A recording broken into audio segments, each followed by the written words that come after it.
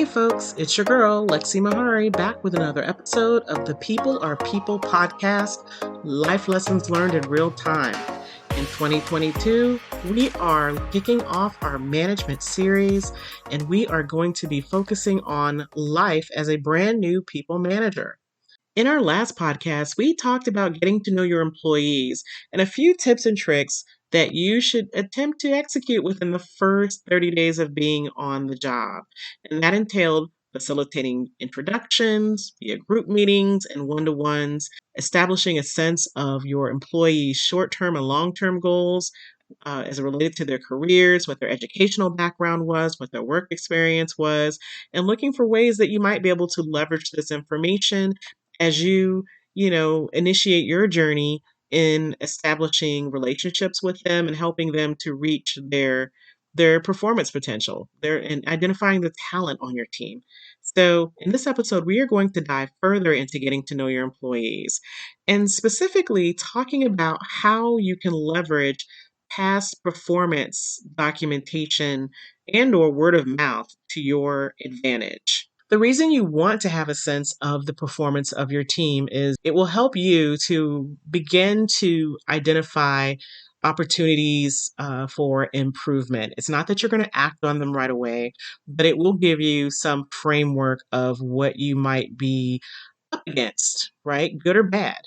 So, one approach to identifying the performance of your team is to take a look at their past annual performance evaluations. Most organizations facilitate, at a minimum, an annual evaluation. Some companies may do it quarterly, some may do them like biannually. It really depends, but many organizations, at a minimum, facilitate an annual performance evaluation. And so the way many platforms are set up these days that managers access is that they do have access to those past performance evaluations. So you can go back and take a look at the performance of your associates who have been with the company for a year or more. You can go back and take a look at their performance evaluations. How were they rated previously? What were the things that they did well? What were the opportunities for improvement? The cliche, or what were some of the weaknesses that were identified? What were their strengths? What was their big accomplishment in the year prior, or another year even prior to that? Some of your employees participate in major projects that may save your department or your company money, or they may have contributed to some major process change or help to institute a best practice. These are some of the things that you want to look for when you're skimming through the performance evaluation. There's a lot of things that you can glean from a performance evaluation. So I would encourage you to take a look at those for those who have been with the company for a while. Now, of course, there are going to be some people who are just starting out like you, potentially with the organization, and so there will be nothing on file for you to take a look at. But for those people that have been there for a while in place, that you're looking to get a sense of what their performance was in the past, you can actually look at their performance evaluations. Another way, the simple way, is word of mouth. As people bring information to you, and this will not necessarily happen in the first 30 to 90 days, but in some instances it will. Sometimes you will have an outgoing manager who is giving you some insight into the people that you will be managing. Sometimes your existing leader, the person who hired you, they may have some insight into the performance of your team. And also, the employees themselves, their coworkers will often give some feedback as it relates to the individuals on your team. Now, listen, folks, I am not telling you to go out there and interview your employees and ask them about someone else's performance, nor am I telling you or encouraging you to ask anyone who perhaps is a peer of your associates about their performance. You always want to be careful not to do that. Word will get around, and you don't want that headache. But for those who volunteer information, you can kind of listen to it. I say things that are coming in under the category of word of mouth, you sometimes have to take it with a grain of salt. It's not to say that you discount it by any stretch, but just kind of file it away in your mental catalog. If particularly if it's negative feedback, positive feedback, yes, definitely you probably should give that a little more weight. Keep it, keep that one in a maybe in the front of your mental filing cabinet. But for the other stuff, that maybe is not so positive, just kind of tuck it away in the back of your mind. Don't forget it, but make note of it. You have to sometimes consider the motives of people who volunteer information about other coworkers on your team. People are people, and sometimes we all don't mesh well together. We all have different personalities. And sometimes, when there has been something perhaps that has transpired in the past, if there's been conflict on the team, some level of disagreement, the word of mouth may not always be in your best interest to hold to that person. But there are times when the information that you are being brought is fully legit and it is accurate. It is an accurate assessment of that individual's performance. For example, if someone comes to you and they say, but sometimes I feel like I am doing more than Sally Joe. I feel like I often have the higher workload and Sally Joe is on Easy Street and I don't understand why that is. Or Sally Joe complains a lot and so I don't think she gets as much work as the rest of us.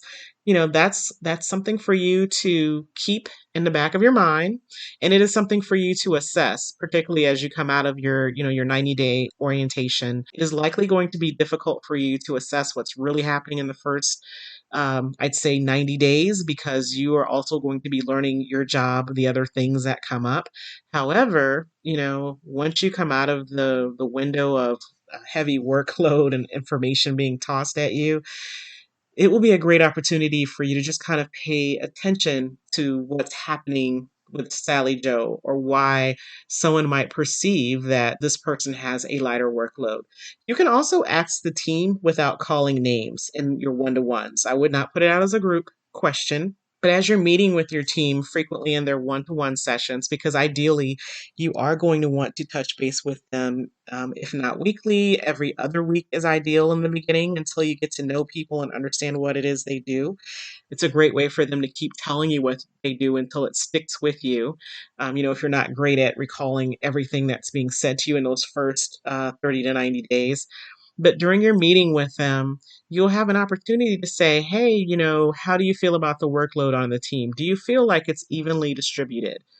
It's a good time to ask in the beginning because you don't know what you don't know. And so your questions are innocent and it's not likely that it will ruffle any feathers versus if you're there for a year and then you decide to come back and ask people about workload. Because then it looks like you just weren't paying attention and you're not managing the people or their work. But now, as you're coming on board, you're brand new, you don't know what you don't know.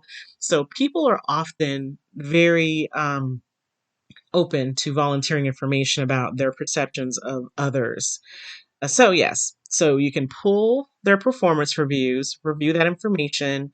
You can also listen to word of mouth as it's coming in from former managers and the coworkers of those associates. But of course, always be careful around the motivation of that feedback and, you know, take it with a grain of salt, particularly when it's negative feedback. When it's positive feedback, kind of keep that in the forefront and look for ways to leverage that information in your best interest as well, as you move forward. Finally, what I would encourage you to do with this information is, be careful not to hold your findings against that associate. So let's say you find that for the last 2 years or 3 years in the performance review, this person has had a horrific evaluation where they didn't meet expectations. We don't know what the influencing factors were for that performance, right?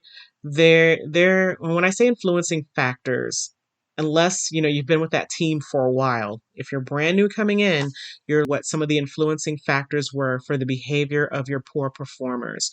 So, were there personal issues going on for this person that contributed to the poor performance? Is there ambiguity in that workplace environment, that team? Perhaps there's not clear policies. Perhaps there was not a frequency of team meetings in which we're reviewing Is there an issue with role clarity? Do they know what the expectations are for them in their role? What are some of the influencing factors that could have contributed to this performance? We don't know because we weren't there. So we want to be careful not to hold it against them, but we just want to have some awareness for it, okay? And just keep an eye out for it. Is it a job mismatch? Those are things that you're going to also want to look for. And in a future podcast, we will talk about job mismatches because those can be those are very difficult for new managers and experienced managers sometimes to tease out. It takes a while for you to get comfortable with just calling it what it is. But job mismatches, is that what you're dealing with in this performance? So you don't want to use this information to hold it against the person that you are going to be managing. You just want to have an awareness for it.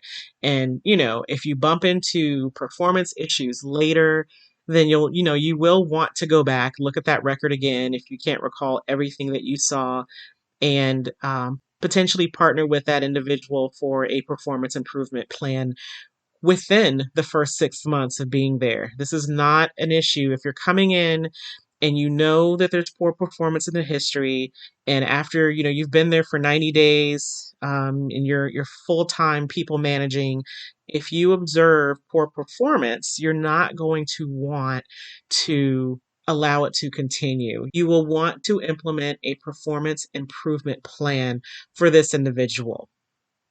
Okay, so again, use that information as you can as it relates to their performance. Tease out again the strengths, the areas that need improvement. Use it to support your efforts as well as the overall mission and vision of the team. Finally, you may be wondering, how far back should I go in reviewing performance evaluations for my team?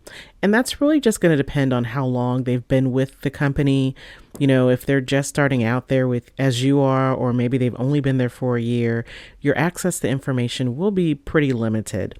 But if you have someone who has been with the company for quite some time and you are able to access their past performance evaluations, I would highly encourage you to go back maybe 3 to 5 years.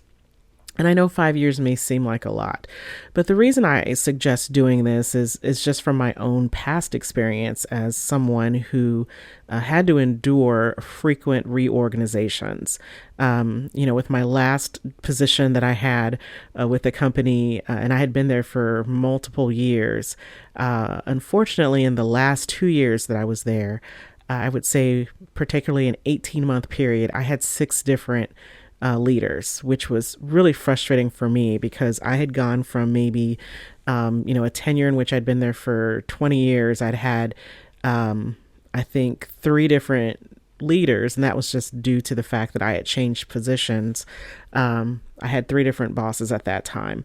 And then in the last 2-year period, I had 6, you might as well say. And that had to do with frequent reorganizations that were happening within the area. My performance, meanwhile, with these other leaders had always been rated highly.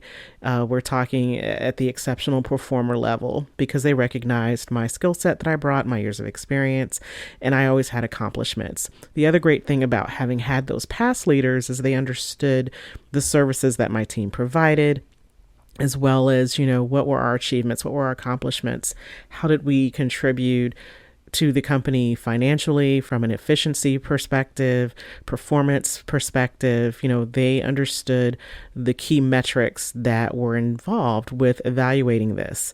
Unfortunately, as my team was shifted to 6 different areas, you might as well say, it led to my rating falling off as a result because I was being, as well as my coworkers, we were being transferred to people who, A, did not have a sense of understanding what we did. They had their perception and then there was reality. So they didn't have a true perspective of what it was, my team did. They didn't know me. I was brand new to them. They had been managing a set of employees, and we're talking, some of them had 20 plus employees that reported to them. So you're adding myself and a few other people to a roster of 20 people who have a pre-existing relationship with them. and also likely had been with them for the majority of that rating period. So let's say I'm being shifted, under a new leader around July, August timeframe in the year. And, typically evaluations are submitted at the tail end of November through mid-December for review.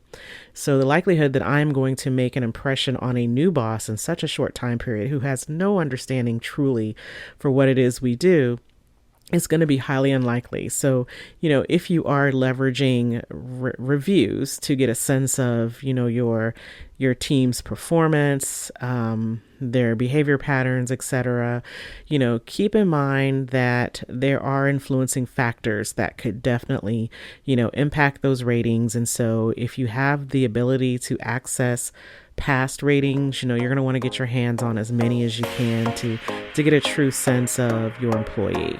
That concludes today's episode. You can find more on this topic at mahoganyspeakstoyou.com, where I discuss content covered in today's episode and more. If you like today's podcast, please like the podcast and tell others about it. I have a sincere goal to grow this podcast in 2022, but I need your help. Your positive feedback is the only way to help a small podcaster like me generate a ripple in a massive lake of podcasters. Remember, folks, stay safe and stay in competition with yourself. Only you can define what really matters to you.